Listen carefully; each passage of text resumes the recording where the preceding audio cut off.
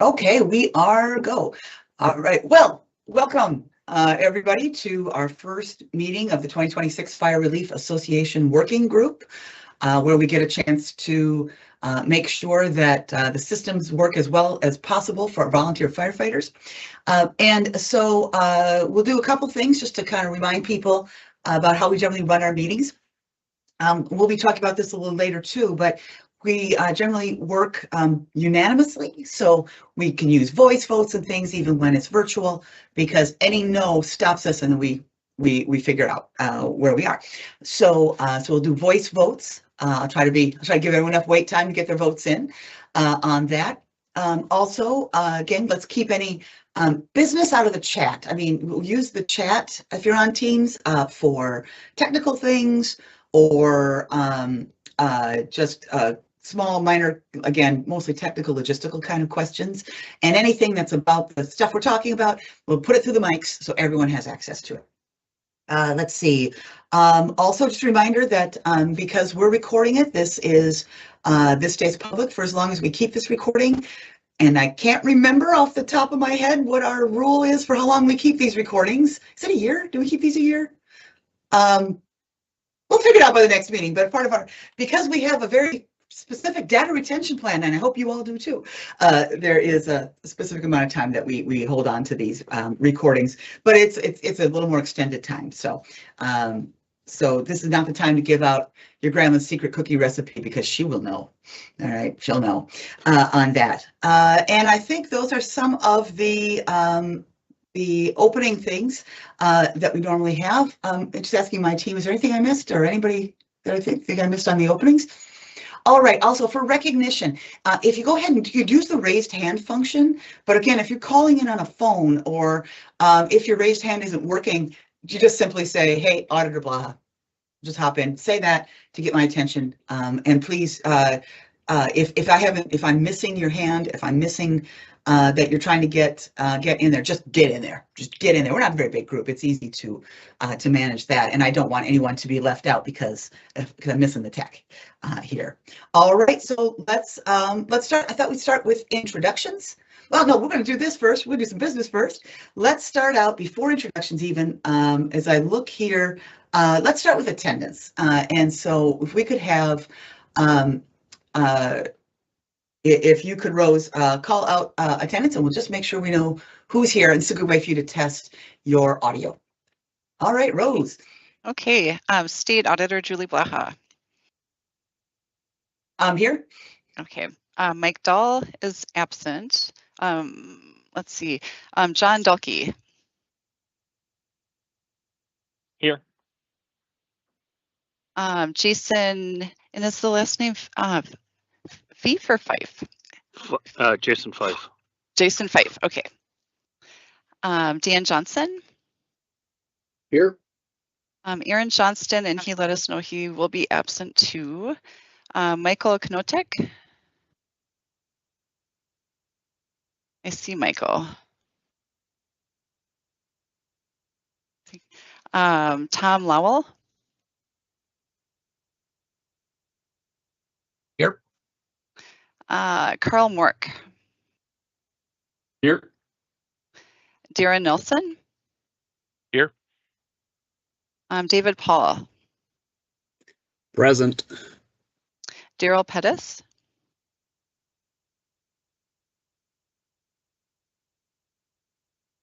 Michael Wallstein also is absent, and Thomas Wilson.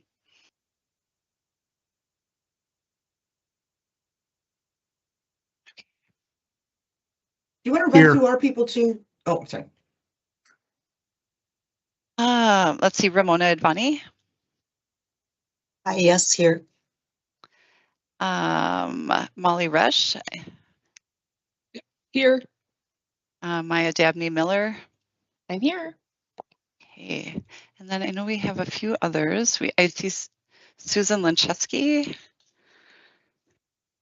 I'm here, and I'm actually monitoring the other work group that's going on right now, so it'll be a little confusing for me. So here.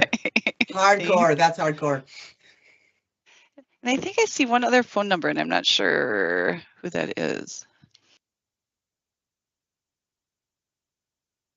Is there anyone that I didn't call who is on the Teams right now?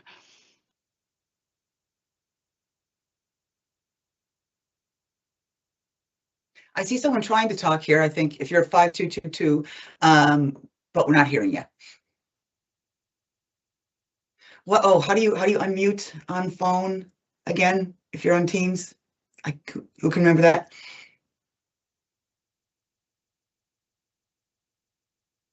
I'm on phone right now. There's just a little microphone button on the left-hand side of my screen.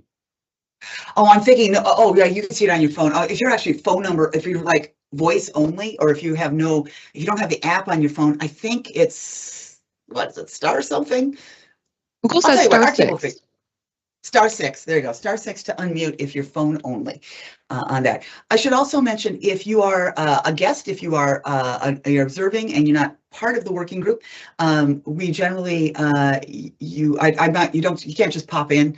If you want to speak to our group, let us know ahead of time, or you can send a message through the chat and I can see if it makes sense to recognize you. We generally are not, unless we've brought a guest in ahead of time, it's generally going to be the members of the working group speaking at this meeting. And so, but again, if you think you've got something that would really help us do our work, don't hesitate to reach out to us and we'll see if it makes sense. All right, we'll keep working on that. If anyone didn't get in or has anything to say, again, just pop in if you need to. Let's take a look at even before we do introductions, I think I just want to really quick get through the agenda and the minutes. I think it'll be a little quicker that way if nobody minds. So first, Michael has his hand up right now. Oh, I'm sorry, Michael. Yes.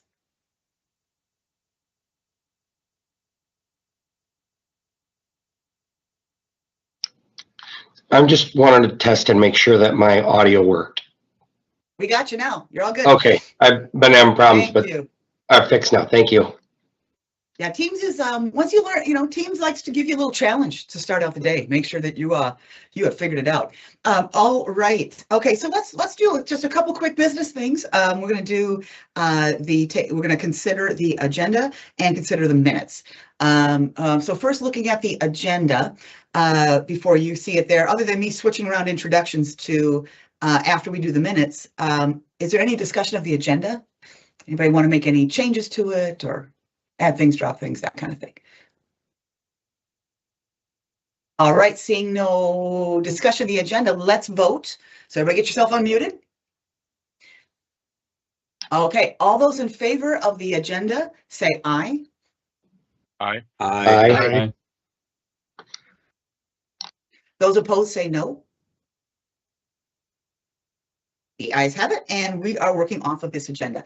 A couple of things when I chair a meeting, one thing I like to use is unanimous consent. It's a way to move quickly when I have a feel that we're all on the same page and we don't need to go through formal discussion, votings, and all of that because it's just kind of we're all good. So I'll say if there are no objections, we'll do this. That means we're not going to vote. We're just going to do it. Now, if I'm wrong and I've misread it and you're like, oh, no, I do want to talk about this, or I do want to debate this, or I'm going to vote no on this, or I want the ability to vote no after we talk about it. Then you just have to say, oh, let's stop. I'd like to consider this, or just say, oh, I object. And so for those of you who watch a lot of court TV, like I used to, when that's the concept of an objection, that's what lawyers are doing when they're doing that. It's this unanimous consent thing. So, so again, if you ever hear me say, if there's no objection, I assume we're all on the same page. And if I'm wrong, please stop me and just say, oh, no, let's talk about this or whatever you want to do on that. Okay, so let's take a look at the minutes. Now, if you were not here for the minutes, or you don't believe that you're able to vote on the minutes because you weren't part of the group or you weren't doing it, you don't have to vote. You just don't vote. I don't call for abstentions unless in specific situations. You just don't need to vote. But I do see. Let's see here, Dan.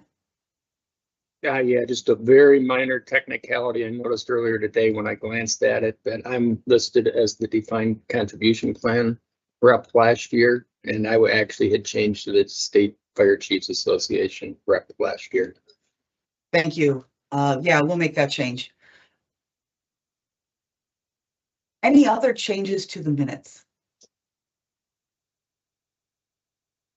All right, I think we're ready for a vote. get yourself unmuted, and all those in favor in the minutes of the minutes with as amended, say aye. Aye. Aye. Those opposed say no. All right, we got the minutes all set up too. Well, let's go to introductions. Couple of things as we go through, we'll just kind of walk through this, and maybe I'll have Rose, maybe I'll have you again, basically call people in the order on our attendance sheet.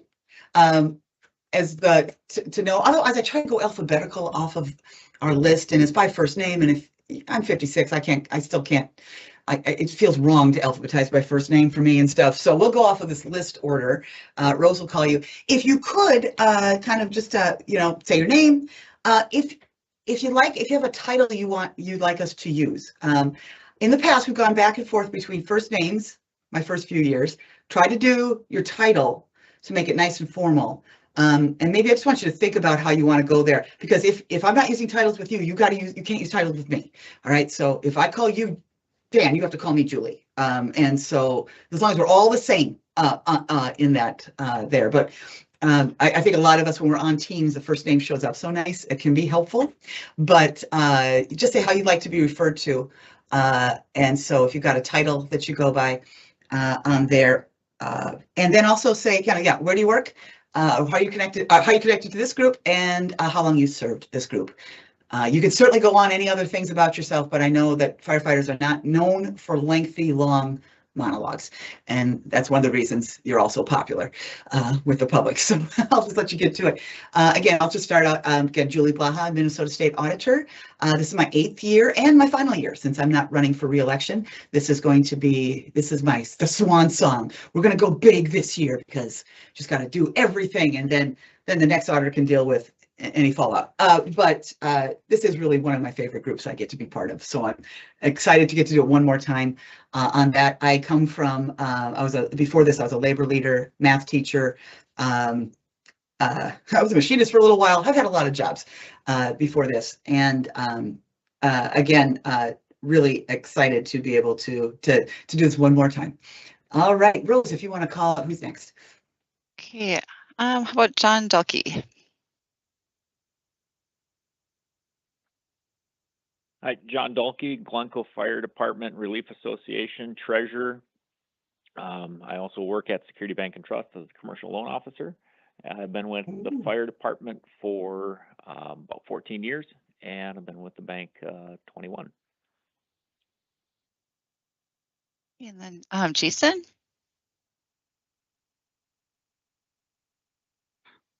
Jason Fife. I work through I volunteer through Stewartville Fire Department. I'm the Minnesota State Fire Department Association rep for Region 15. I'm the director of that region. My full-time job is for Rochester Fire Department, where I'm an assistant fire marshal, and been doing both jobs. Well, here I was out of state for several years, but I came back to Minnesota, home area, and I've been here for 5 years. Okay, Dan? Hello, Dan Johnson, Mendota Heights Fire Chief, 11 years with the Mendota Heights Fire Department. My day job at Thompson Reuters in Eagan. That's Viking Lakes and the Viking practice facility right behind me out the window there. I believe this is the start of my 6th year on the pension working group. I think I started in August 2021. Michael? Still working this mic. Good afternoon. I'm Michael Knotek. I'm with the St. Michael Fire Department, captain of the St. Michael Fire Department. I'm also the relief secretary.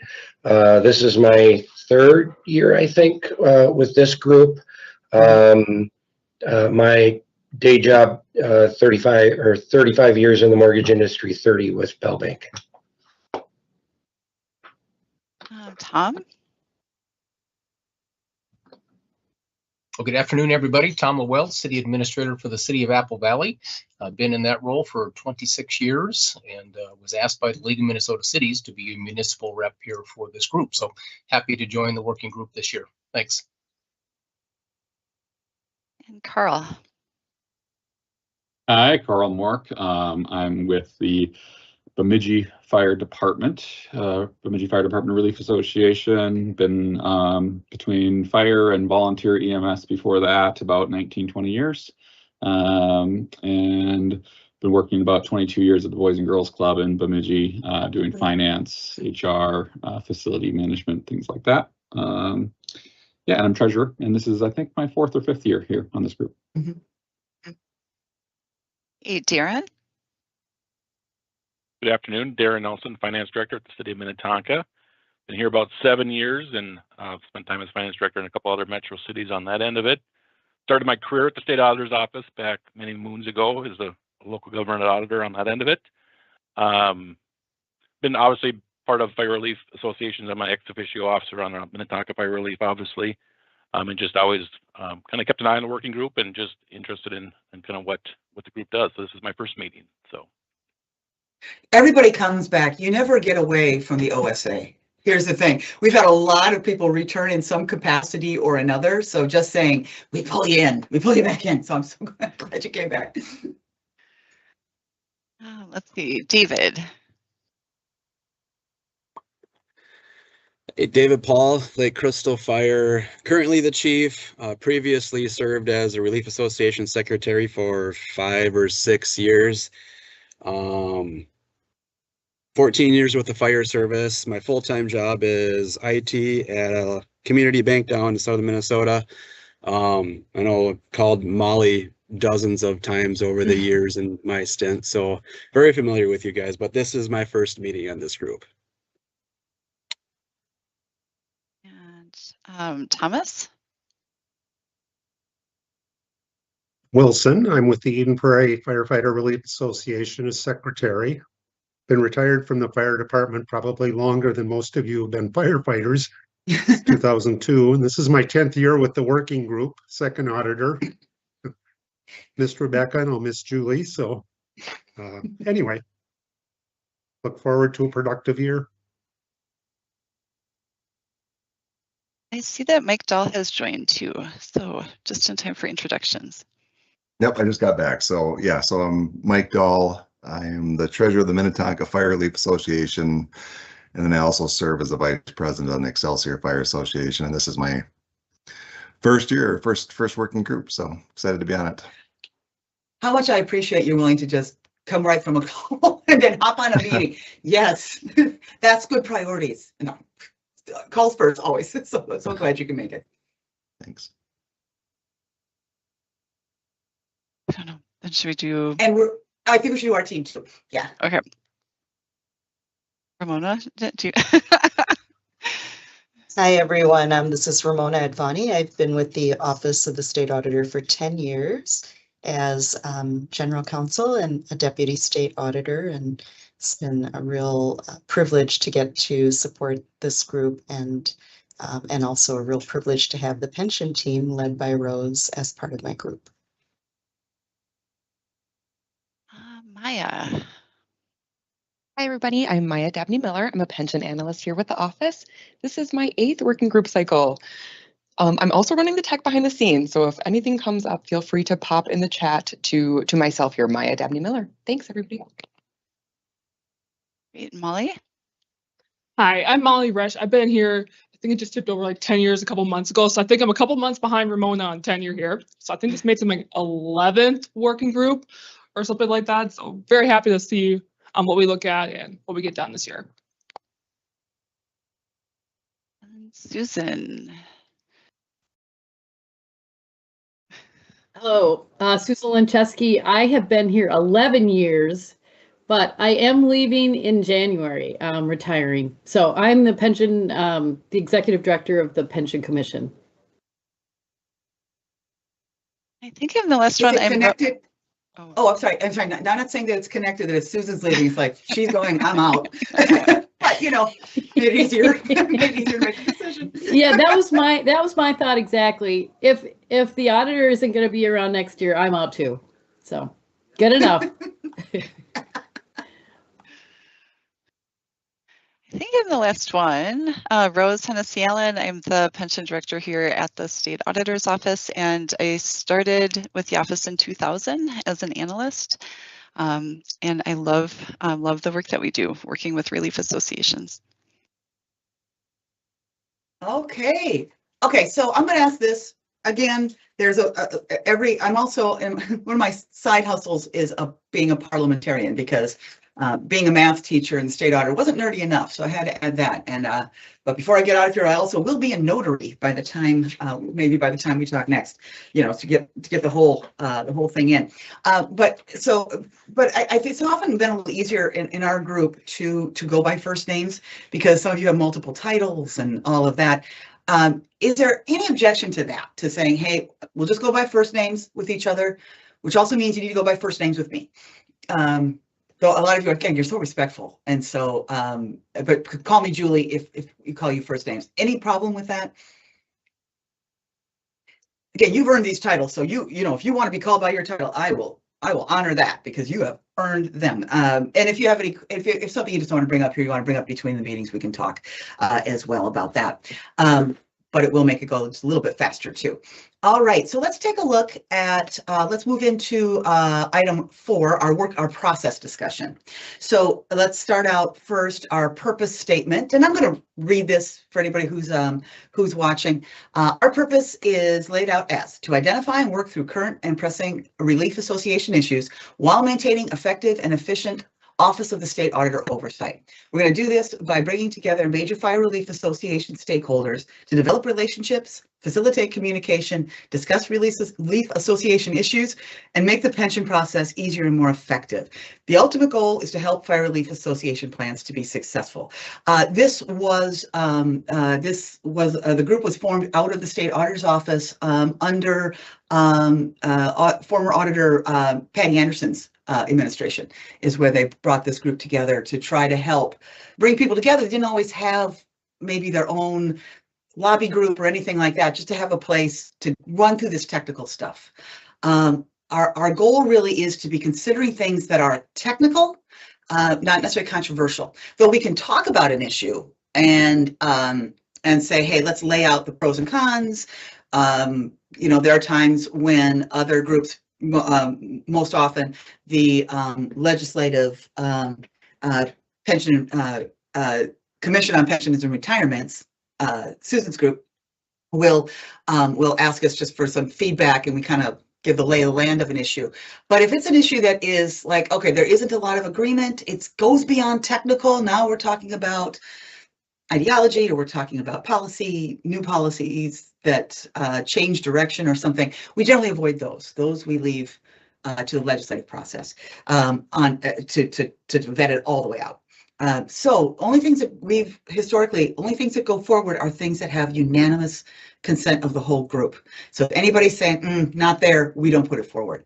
As a result, we have a much higher likelihood of getting our stuff through the legislature. But the way that we've earned that trust is by making sure we're not sending them some political hot potato that they don't recognize, but it really is technical, very technical, non-controversial stuff that we're doing.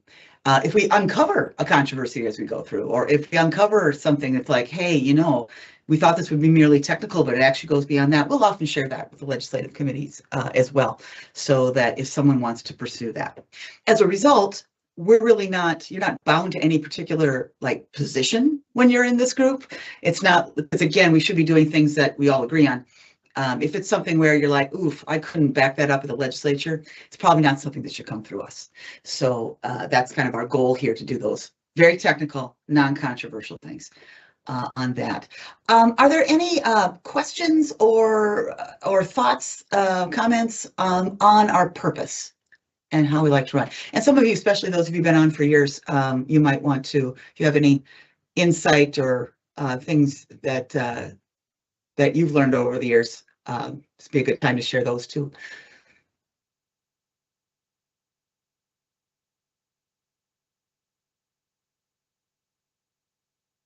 Okay, we're here for efficiency, which is great. By the way, I also talk quite quickly, which is generally something people appreciate in a meeting. However, never hesitate to stop me and say, okay, could you say that again? I will not take that as a as an insult. because it's, especially when we get to something really technical, if I start rolling too quick, you go ahead and slow me down.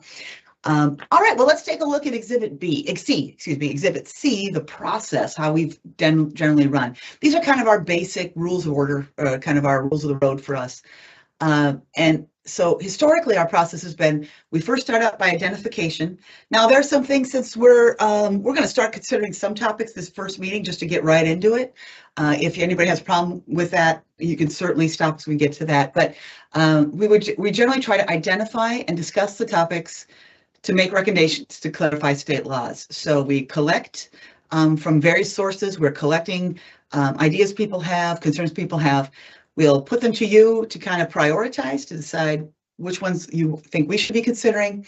And then we kind of just keep track of those. We kind of are the clearinghouse for those ideas. Then we forward suggestions to the Legislative Commission on Pensions and Retirement. I think technically we could forward them to other places if there's something that could go somewhere else, but the relationship, most of our stuff, overwhelming amount of our stuff would go through LCPR, and we've already have a good relationship built out to handle that. Then we also look for identifying ways that we could maybe doing our work better at the OSA, simplifying reporting forms, training needs, other issues. That's also good topics for us. And again, like we said a few times, we have used unanimous consent for all things. So any no vote has a stop and figure it out, which is good. So, and don't hesitate to be that no vote. It's really important, because if we don't vet it here, then we just, LCPR can get bogged down, and and also it would also changes our level of respect. Because of the work that you've all done, this group has a lot of respect among legislators. They trust that we're coming to them with things that make sense, non-controversial, unanimous, that kind of stuff. So really, if there is anything you really want to stop us and make us get it right on that, it's our whole reputation is built on it. Anything else that people have on the process, or suggestions for a process thing, or anything like that?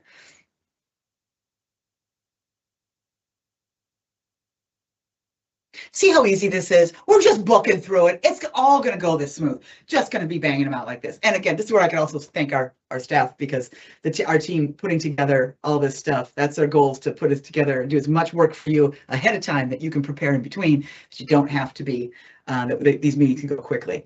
All right, well, let's take a look at the membership list. And I usually don't always put that on the screen, just because we don't have to beg people to put you on an email list, but just know that these documents, if you're watching on YouTube, we are generally linking to these documents either in the description or top comment, so that you could go to these documents on our website and see them for yourself, and so you don't have to just look at them on the screen.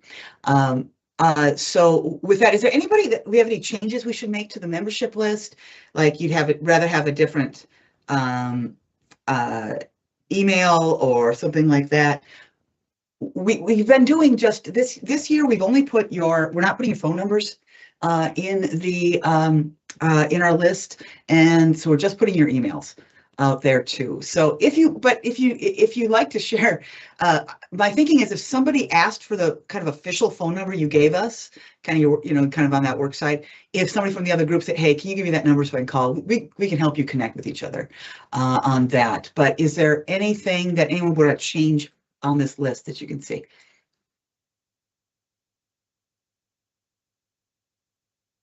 And you'll know if we have your, oh yeah, Carl.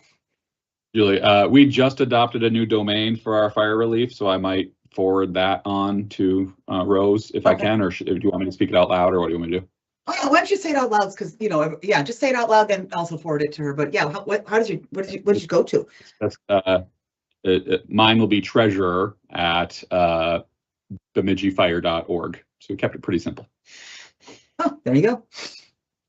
Awesome, great. We'll make that change there. Oh yeah, I tell you, as someone who's transitioning in office, you'll be glad you did it by title. So it all goes, you don't do all the forwarding and all the other stuff. You'll be glad you did that. It's such a good idea. All right, anything else? Okay, we don't have to vote on this. So again, if any other changes come up, let us know as you go through. And again, also, if somebody said, if I said, hey, can I have this person's phone number? If you shared a phone number with us, you don't want us to share with anybody else, let us know on that. Though I think, you know, the numbers we only really we ask for a number you'd be willing to share. We generally won't, again, if they're your work numbers, that's really all we really would share. We don't put out your personal stuff on that. Okay. Okay, cooking right along. Let's go to our respectful workplace policy. That's item E on there. And in, you know, even though you're not employees of ours at the OSA, we all, whenever you work with us, we are all following the respectful workplace policy. And so as you take a look through that, if we kind of scroll through that a little bit, this is a pretty common kind of thing, you know, basic respect, basic professionalism.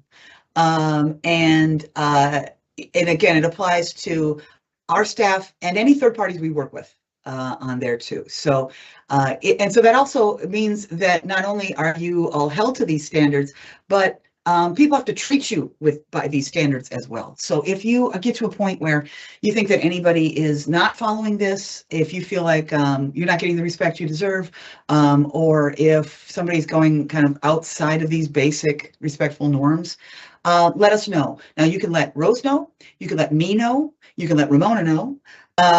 If you could go, if you'd rather not let any of us know, you can go straight to Minnesota Management Budget and let them know. If you feel like, oh, I don't, you know, this is about Julie and I'm not going to talk to Julie or any of her people, you can go straight to Management and Budget and they can help manage it as well. So I'm sorry, am I right? Is that administration? Am I right on that? Do they go to Management and Budget or administration? You know what, Management Budget is on this thing. This is where the contact information will be. You go to them and they will get it to there. So if you have something, it's really important that you talk about it.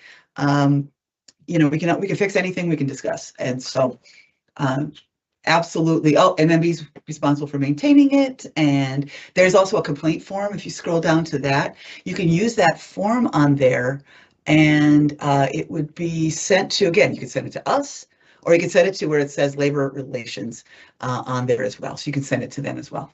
But again, please, I know that if I'm doing anything that you feel is disrespectful or getting in the way of you doing your work, I really want to know, because I really want to. I want to fix it. We want to make sure that you all treated like you deserve to be treated. So, any questions on that policy?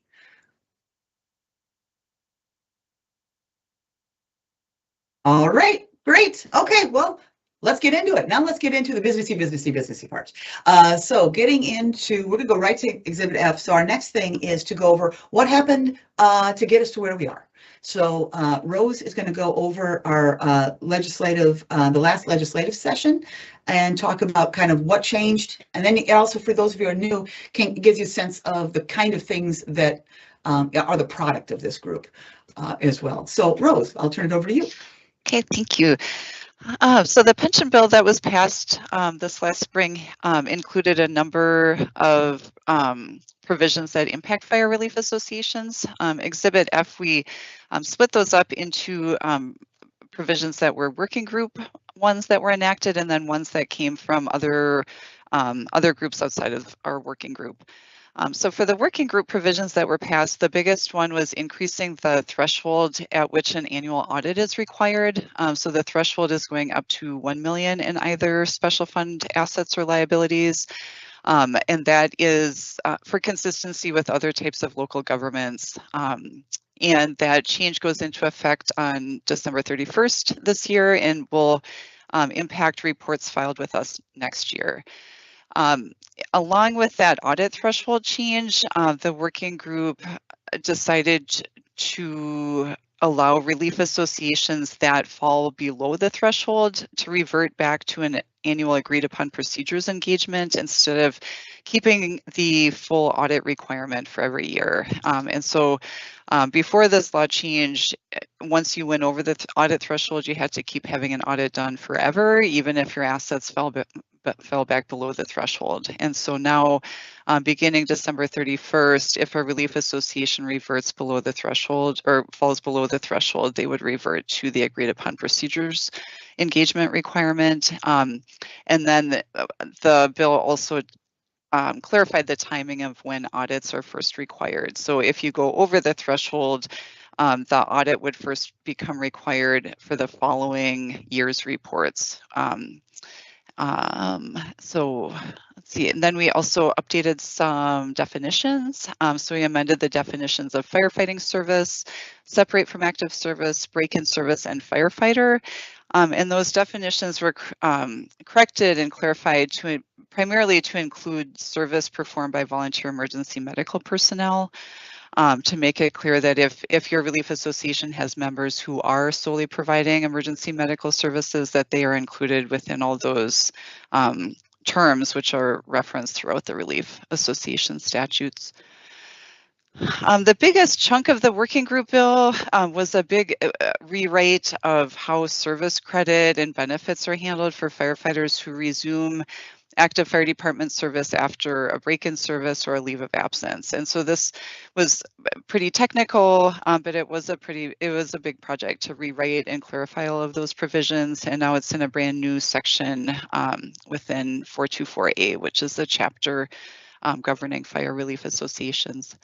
The other changes were pretty minor technical ones. We removed the obsolete term interest from the defined contribution plan section that refers to how investment performance is allocated for DC plan members, and then made a clarification that for relief associations that pay out monthly benefits and replace those monthly benefits with an annuity, that those annuity payments are authorized to be paid from the special fund. And so that, again, was a technical clarification there.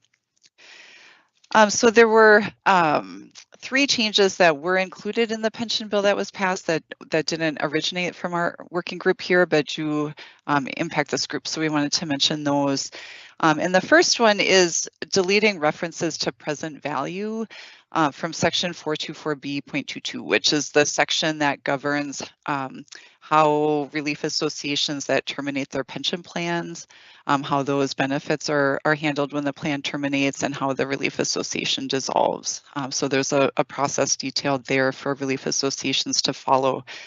That section referred to present value when determining benefits, and that phrase present value means something to actuaries, and it didn't seem like that's what was intended from relief associations that were going through that process. So present value is removed, and it provides relief associations now with some options on how to calculate benefits if you're dissolving and terminating the plan.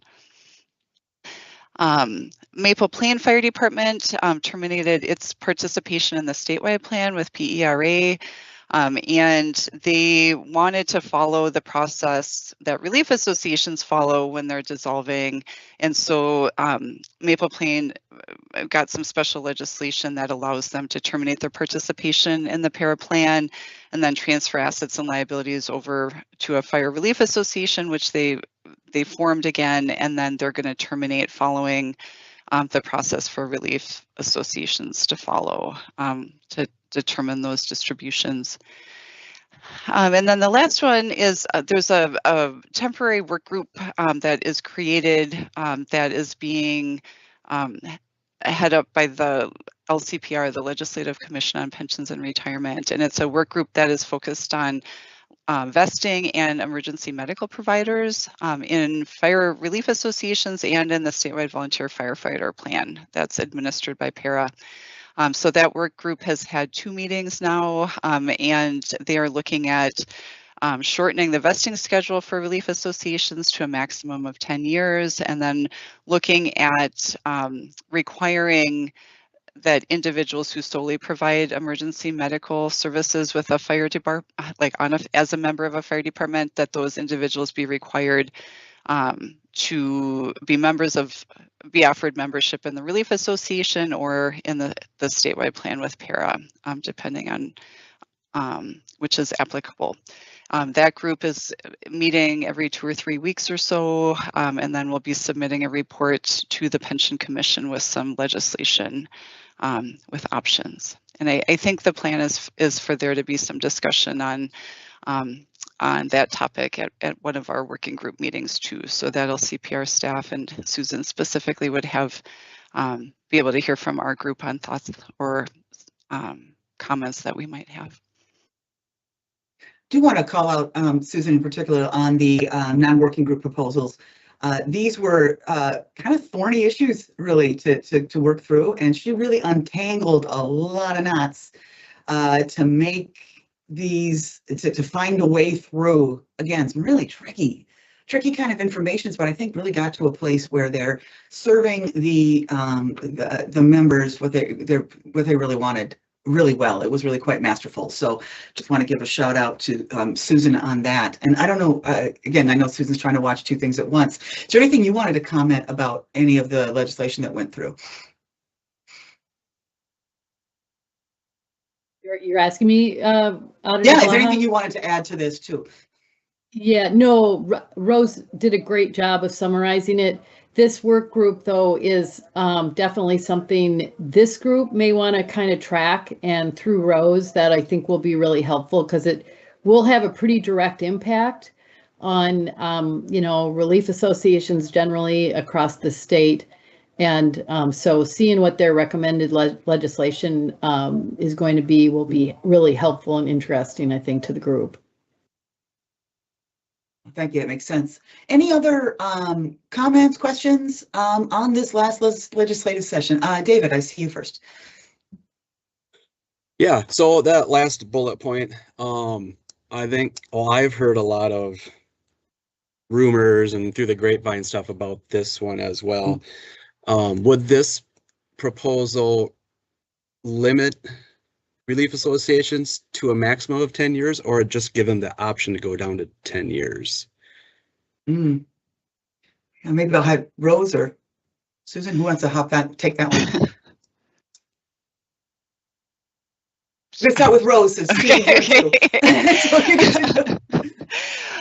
Well, the bill that created the work group gives that work group, it lays out for that group a very specific mandate on what they have to do. And so if I'm remembering, the group has to recommend legislation to the Pension Commission in January that would set, like, phase in shorter vesting with 10 years for full vesting. However, the group could decide to offer an additional recommendation. So if the group membership decides they want to have other ideas too, they could always submit additional proposals to the LCPR for consideration. I don't know, did I get that right, Susan?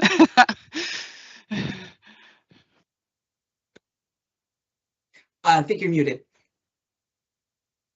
Oh, Susan, we're not hearing you yet. So sorry.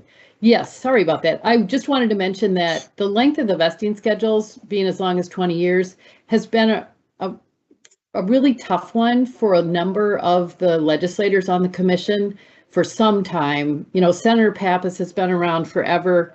She found 20 years to just be incredibly difficult for the younger folks who are really intended to get their full retirement benefit. So this group now, I think the work group is really going to wrestle with this issue, but I think it's good for people who don't want the longer schedules to know that I think the bill was pretty close to going, and that would have limited it to 10 years. So having now a work group instead of legislation that does that right up front is an opportunity to have, you know, that discussion and then maybe have a different outcome, as Rose mentioned. Okay, thank you. Any other discussion of our of the last legislative session?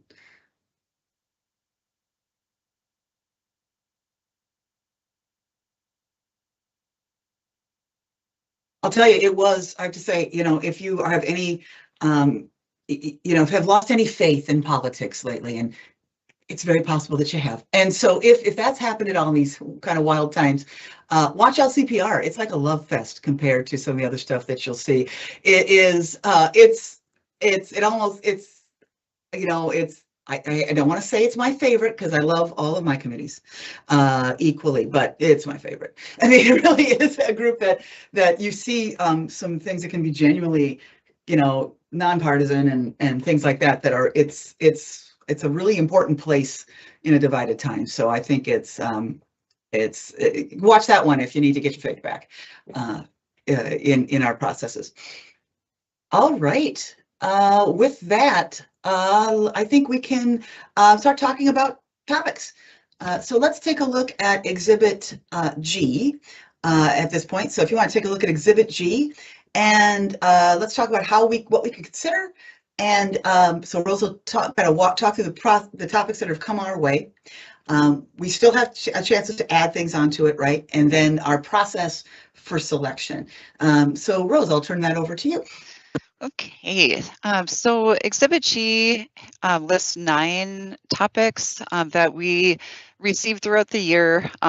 We identify in here where the topics came from. So some of them are ones that OSA staff, our staff here, had thought of and wanted to propose. Some came or were raised during pension commission meetings this last session, and then some came from relief associations and were submitted.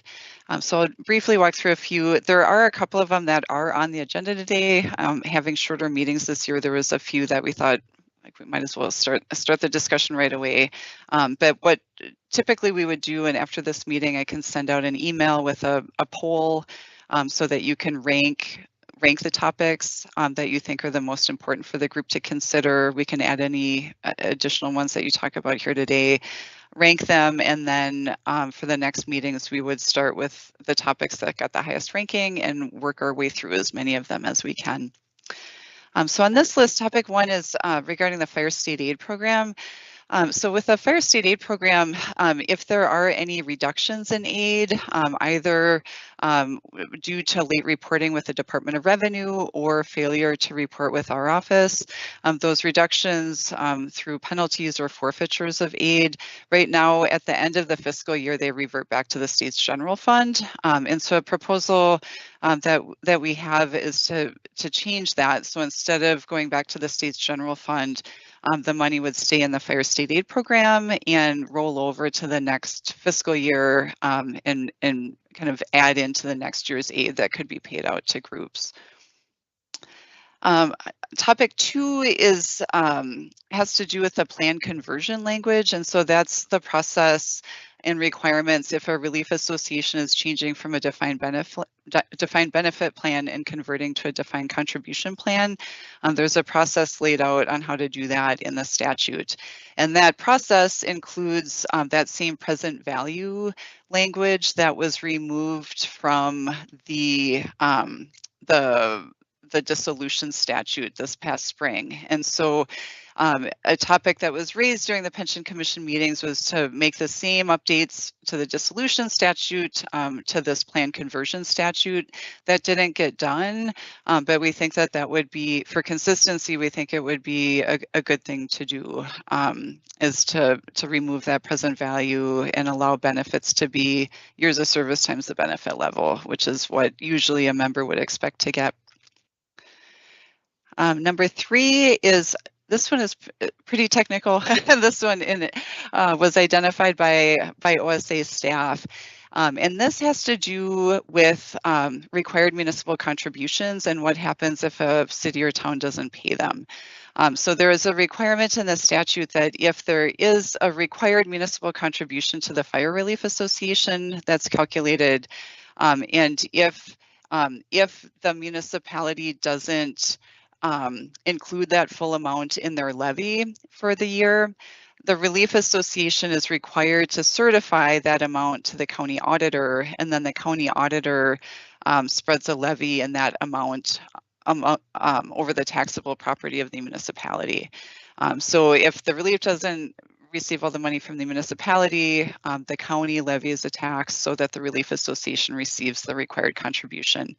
Well, what we noticed in looking through the statute is the trigger for the Relief Association needing to certify that amount to the county isn't whether or not the relief received all the money they were supposed to, it's whether the municipality included the full amount in their levy.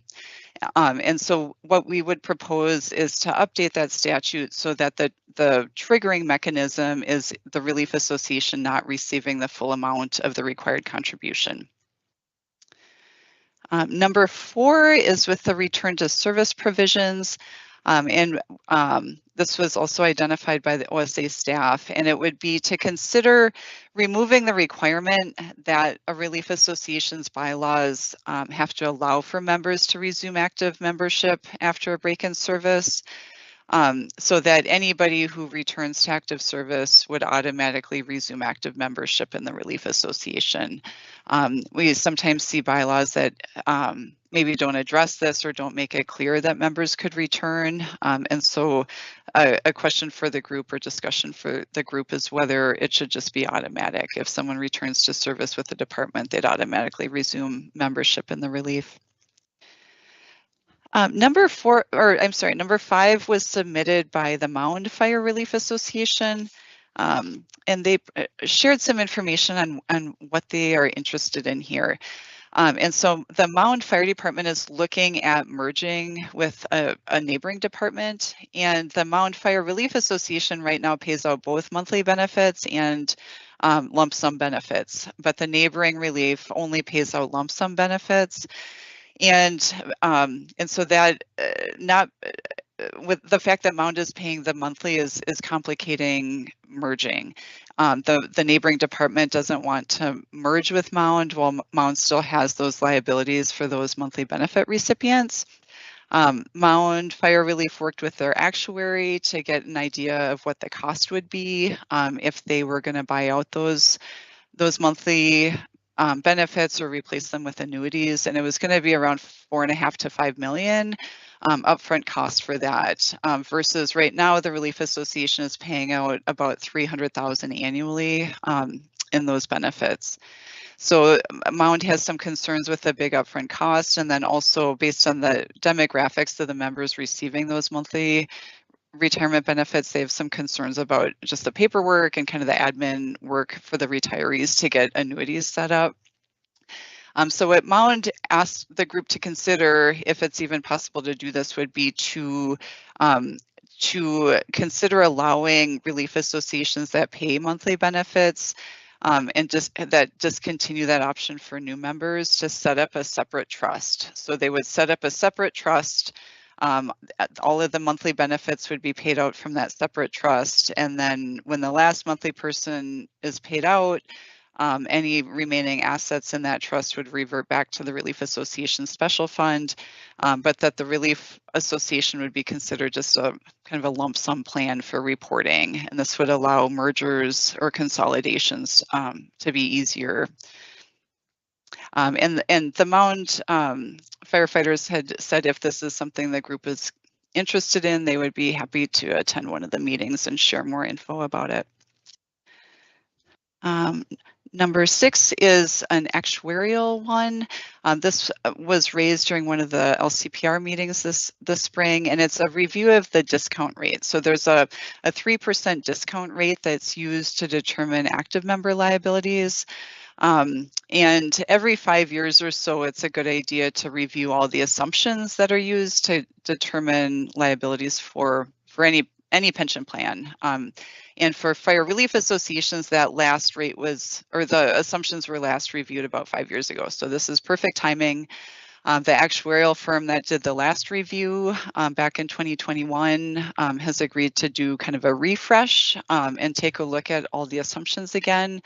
That schedule form for relief associations use, and then to kind of let this group know whether that 3% discount rate or other assumptions are still a good idea.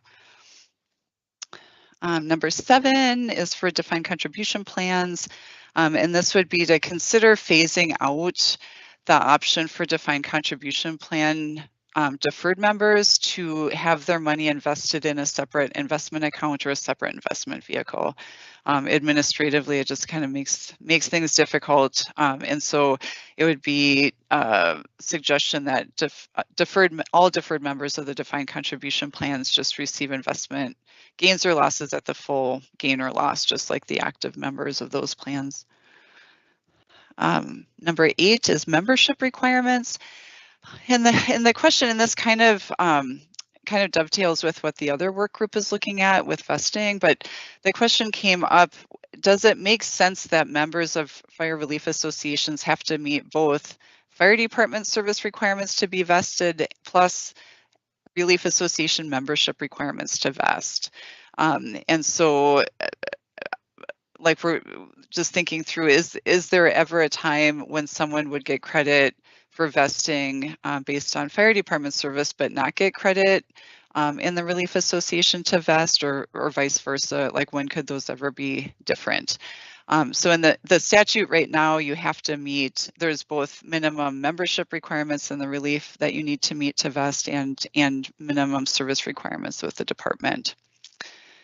And the last one is with special funds, and this would be kind of an education topic, and Susan has provided some information about this one, and would be available for some questions on it too at one of our other future meetings. But it's providing education to make sure that Relief Association special funds are held in a trust, which would be something needed to maintain qualified plan status with the IRS and avoid some tax issues for the plans. That was a lot. That's what I think. Okay. Right. So our next step is to, for discussion, is to talk about, well, maybe before we go into like questions, comments, and things like that, maybe Rose, if you just want to explain how we normally choose, and then we can go into, might help people form their questions.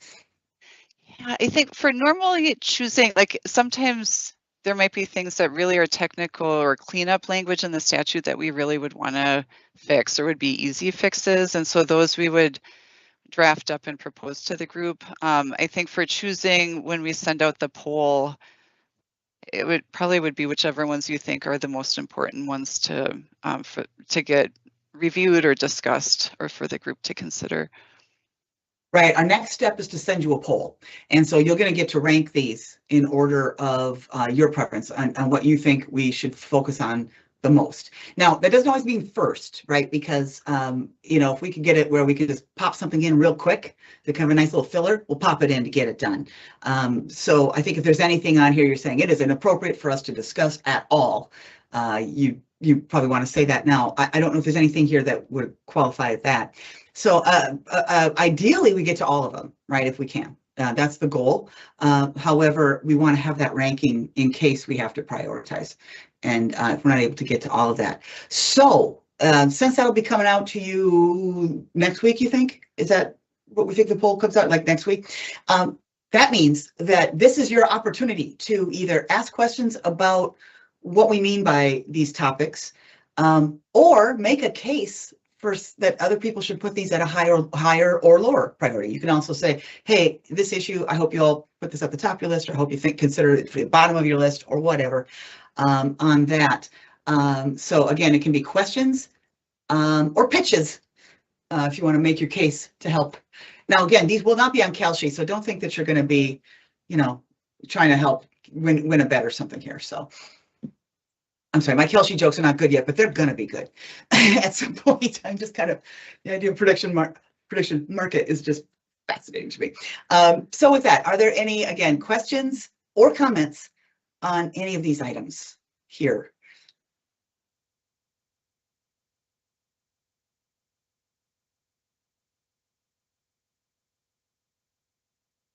I mean, again, these are real technical. So if you are thinking about them as you're going through them and you think to yourself, I'm not sure what I'm reading here. Don't hesitate to give Rose a call or send Rose an email, because sometimes it makes sense in the moment and you go back like, wait a second, I don't know if I do know what they mean by this. And then don't hesitate to let that communication in between meetings is huge. It really helps us move quickly, and we're more than happy to talk with you as you're going through making these decisions. All right, well, with that, let's just get into it. Oh, I'm sorry, Dan, thank you. Yes, Dan. You Oh, just not hearing asked you yet? for feedback. You got me now? Yes. All right, You yeah, bet. you just asked for feedback, and I do. I think all the topics are valid for this group to consider. You're absolutely right. There's some of them that I go, oh, I'm gonna have to learn more to dig into that. But the great thing about how Rose and your organization runs these is we get that additional information and understand them as we bring the topics up. So I think it's a good list of topics for us to start the sessions out with. Yeah, again, you know, one of the things that has made this successful too is that people do read the stuff in between meetings, but our goal is to get you as much as we can. As soon as we can, we try to get it several days out. And if we don't expect that you've dropped everything to necessarily if we give you something late. But yeah, definitely emails to us. Really be happy to help you understand stuff and and then many times you may just come to the meeting going, I just got to hear about this because I've got so many questions. And it's absolutely reasonable to walk into the meeting without a position and then come to one during the meeting or ask us to push it out so that it's like, okay, we've talked about it this meeting, but we'll decide it a later one, so we've got some options there on that. All right, well, and here we can demonstrate it. So let's demonstrate how these will generally work by going and talking to our first exhibit. Go to Exhibit H.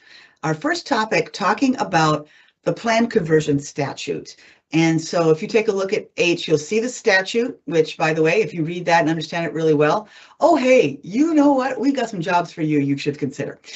Because I remember at one point I was on I think it was a para board meeting and someone said, well, the statute is clear. And it's like, oh, to lay people, statutes, no, I don't think that you should ever say those four words together, because even if the statute is written absolutely correctly and precisely, it doesn't mean that a lot of people can find it clear. So we have that, and then when we go to take, again, I don't expect that you've done it and memorized this, but just giving the background there. Then generally in our items, we'll also, if we're ready to vote on it or something, give you discussion points, give you a recommendation or an idea, and then points for discussion after that. So I will turn this back over to Rose to walk through what people need to know about this plan conversion statute. Yeah, so this is the present value topic. And so what present value is figuring out how much money you need today to have the money that you need when someone turns 50 to be able to pay out their benefit. And so a relief association is assuming that it's going to earn money on its investment, so you don't need to have the full benefit amount today that someone's going to get paid out when they're 50 if you're earning investment returns on it. But present value is figuring out how much in today's money that you would need to pay those future benefits. So Exhibit I is the bill that was passed this spring that removes present value from the dissolutions provisions for relief associations. And I highlighted in the bill where present value is, so you can see kind of what changes were made there. And then Exhibit H is the current Relief Association conversion statute. And so I highlighted in there where present value can be found. So the question for the group is, would we want to go through and suggest the same changes to the conversion statute to remove present value from that process? Exhibit J is a really helpful staff summary that Susan and her team put together that describe this topic and the dissolution bill changes that were passed. And so it kind of describes what present value is, why it was suggested to remove it, so that you have the background info there. And this is kind of interesting, I think. Now, it's this idea I think one of the biggest challenges here is when people are making their plans. Let's see if I can, okay, I'm going to try to kind of talk about the situation a little bit and see if but Rose and Susan, you be ready to jump in. And so it was a group saying, hey, they were ready to dissolve.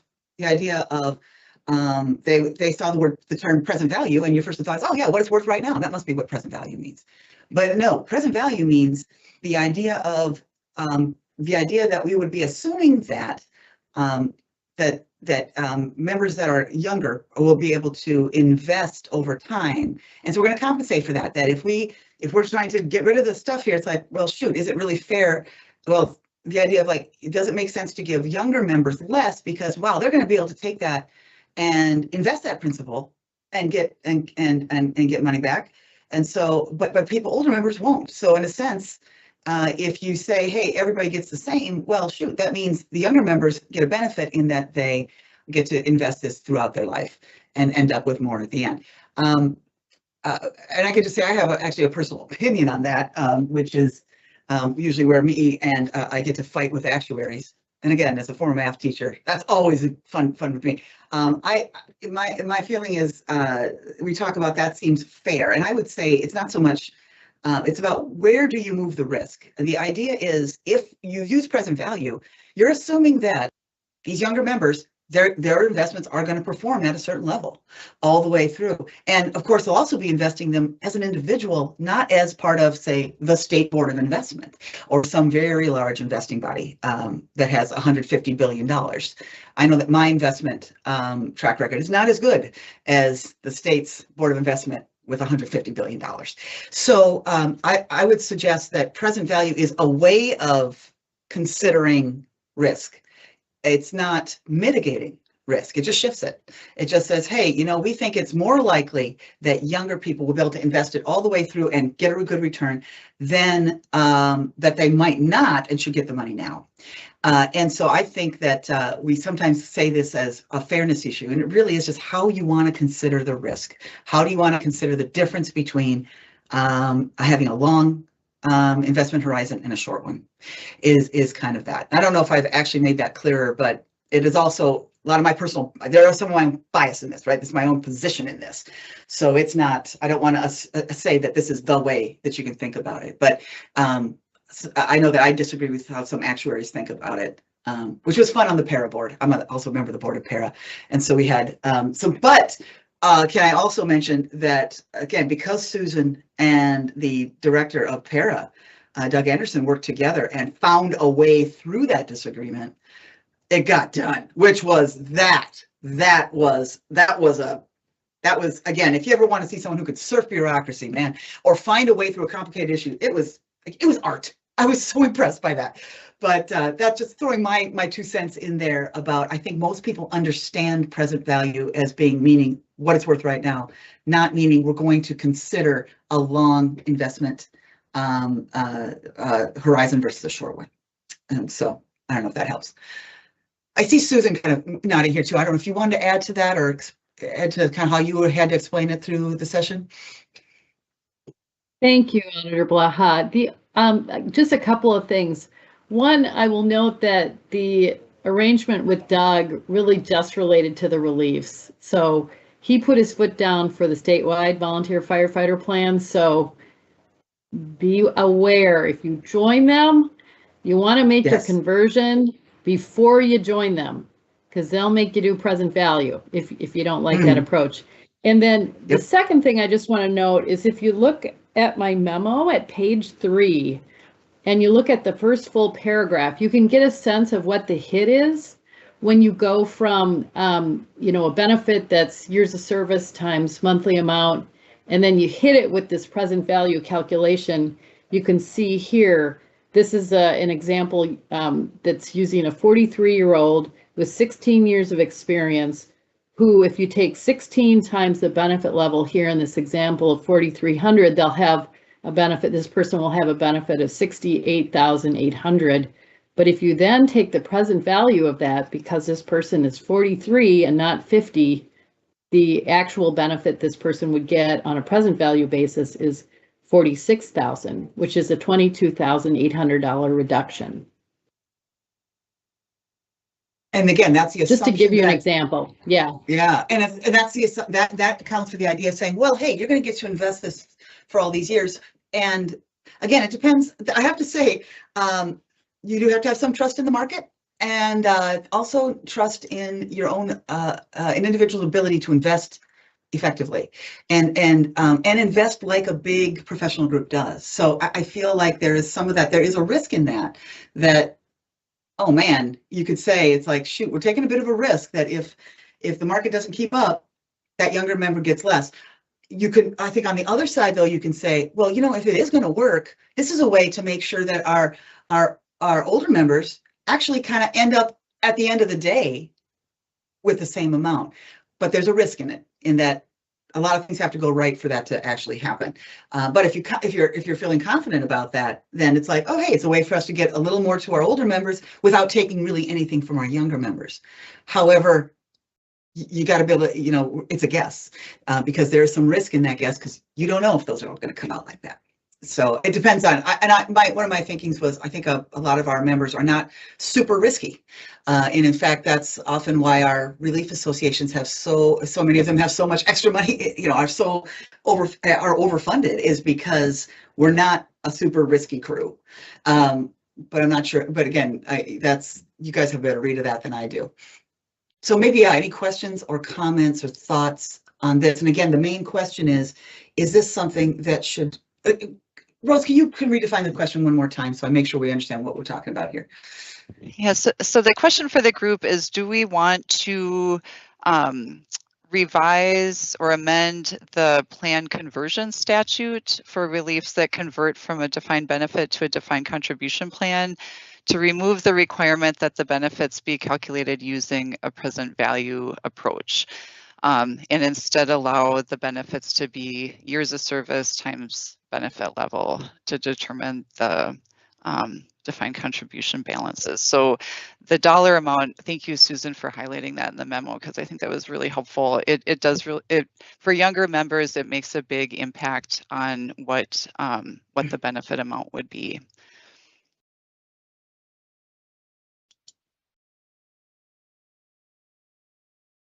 Rose, Julie, I will, this is Dan, I will jump in just with the thought and maybe trigger some conversation amongst the others, because I guess I'm feeling talkative today. As I read through this, and this is maybe kind of a crass reaction to it, but as I read it, it seemed to me it was a question of, okay, do we prefer to have a situation where we give a full benefit to somebody that has not fully earned that benefit yet? Or do we prefer to structure this in a way that provides a motivation for the organization, the municipality, the department to cut bait and run as they try to convert or change a relief association? Oh, so Carl, Dan, are you saying that, do you think that's what it does? Is that it does do that? Or are you asking if it does? Well, that's the way I'm reading what it says. And I could be reading it too black and white, missing some of the information in there, but it seems to me that that's the crux of the two sides of the equation. You know, and there's either less liability for whoever's funding that, or we're saying, yeah, we're going to give a full benefit to a member that hasn't fully earned that benefit yet. Does anyone want to provide like a specific answer to that question before I go to Carl? You have to come back to that. Yeah, let's think about that. Carl, your comment. Sorry, I'm on my phone, so trying to balance taking my glasses off and looking at the tiny text and not showing my nostrils. Here we go. Okay, so now I've lost my train of thought. So it's been a while since I've looked at the conversion statutes, but so if there's money left over at the end of the day, if I remember right, like, so if everyone's 100% vested and you still had a surplus left, you know, which Mhm. obviously in theory, if a present value, if you kept with present value, you would, you know, have more of a surplus left, I suppose. Isn't there the option that money would then get rolled into the start of the DC plan? Isn't there that option that used to exist, or am I maybe misremembering that? So it would actually add some more seed capital to the new plan, which those younger firefighters would then be in, presumably longer, and then get that benefit as well. But maybe I could be misremembering that. And then also, is the question here whether we give relief associations the option of choosing either present value or not present value, or we would be striking present value and they have to use current value or whatever the new term is, or lack of term. Yeah, Rose, can you speak to that? Because I think that gets a lot of good questions. So by striking present value, relief associations would have some flexibility in deciding how to determine those benefits. And that, I think that was part of what was the goal of the bill that was passed for dissolutions, was to give relief associations some flexibility there in defining. So a relief could still decide to use present value, but wouldn't have to anymore. And then for converting, if you're converting from a defined benefit to a defined contribution, all of the money is going to remain in the plan.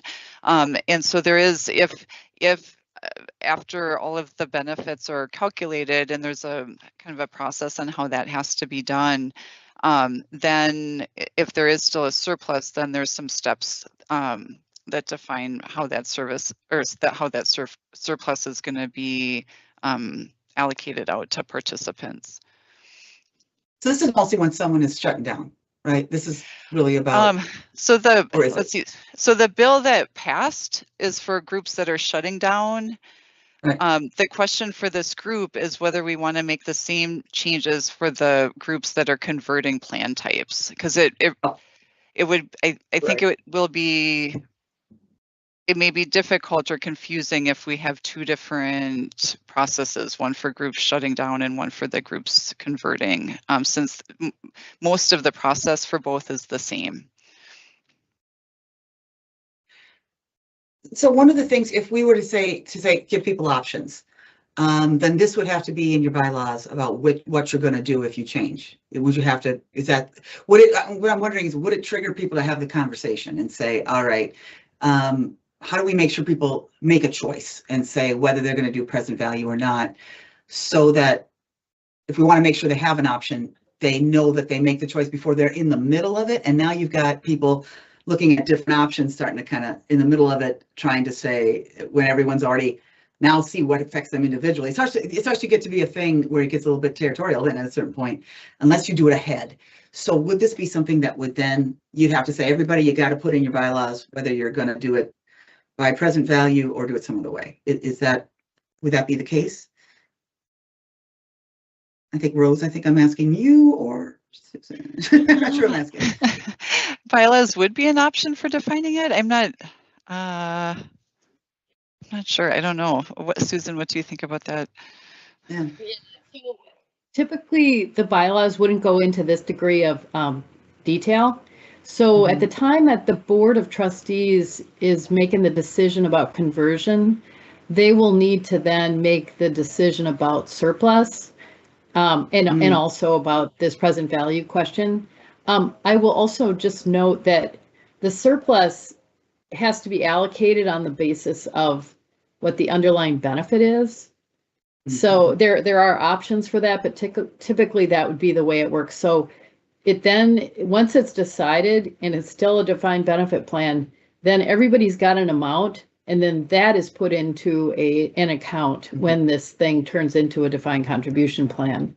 So yeah, present value then could be decided at the time that they're working through the conversion. And then that also then would drive a decision on how the surplus is going to be allocated. Jason. So when I left my fire department after 14 years, we were vested after 10 years, and then we gained 4% per year after that. So I didn't get 100%. So because you're disillusioning or shutting down the relief, does that not factor in not having that you wouldn't be 100% invested until after 20 years? If that's their current plan, would that not be a factor in this as well? I see Susan Hoppin reacting to that. What, maybe you can respond. Yeah, thank you, Auditor. So, so for years, I don't know how reliefs were doing this, and it wasn't very sort of structured, I guess, in the statutes. Then we had a work group, which was, I don't know, 6-7 years ago, and we worked through. Rose was part of that. Auditor Blaha may have been as well. We worked through all these issues, and basically, when you terminate a Relief Association retirement plan that's a defined benefit plan, and really either type of plan, and when you convert it from DB to DC, both of those are a full vesting event. So everybody who is, say, 10 years vested, say in a 20-year vesting plan, they become fully vested as of the date of the termination, and that's a federal law requirement. So the conversion works the same way. So the conversion, the way you look at that is it's basically a termination of the defined benefit plan, and then a new DC plan is established. Into that is the money's rolled, and then it's put into accounts. So just to be clear that if you were not fully vested when that relief terminated, that should not happen anymore. Thank you for the clarification on that. I appreciate that. Dan, does that get at your point as well? I feel. Yeah, I think this conversation has helped one in delineating between what was already enacted regarding the dissolution of relief associations, and this making the conversion consistent with the changes that were already made to the dissolution. Dissolution. Yeah, I'm more comfortable now with my understanding of what we're talking about here. Okay.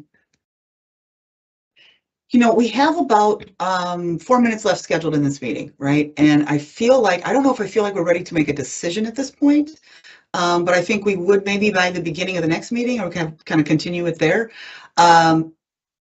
Yeah, if that's, I'm kind of seeing that it's like, it seems reasonable. And if somebody wants to put it forward and say, nope, I'm in, go for it. Okay.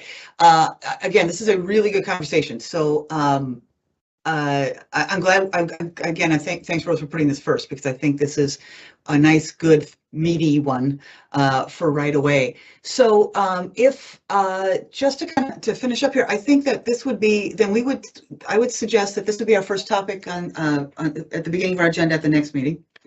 And then if there's no objection to having item 9 go to the next meeting too, since it's, you know, it's already prepared and ready to go. I think that one will go a little quicker on there, and then start planning the agenda from the poll results after that. If that sounds like the good next steps on there. And our next meeting is September 17th from 1 to 2:30 again. And if you let us know if you're going to be in person, by the way, if anyone wants to be in person, you know what we do? We'll buy you treats. If you want to come in and hang out in our office, you are welcome to do that. We'll buy you treats. And often it's one person or two people that come. So you get a lot of treats if you want them, if you just need a cookie situation. But at the same time, absolutely one of the goals of having this be a hybrid option is that so we can have a much more geographically diverse team participate easily of busy people too. So I think with that, we think we can end that discussion there. Is there any further business that people want to make sure we get in on this meeting? Okay, good, nice and complicated, fun issue to start with. I love it. I'm again so appreciative for all of you agreeing to do this again this year. It makes a huge difference. And again, if you have any other thoughts or things, don't hesitate to send them to Rose in between the meetings. and it'll help us be ready for the next one. So with that, I hope you all get to the state fair, try to get some cheese curds in you, try to, you know, carbo load for the winter, because that's what the fair is for. It's all about health and preparation. So with that, have a great couple weeks till we talk again, and be safe. I was gonna say, if there's no objection, we are adjourned. Okay, we're adjourned. Thank you. Thank you.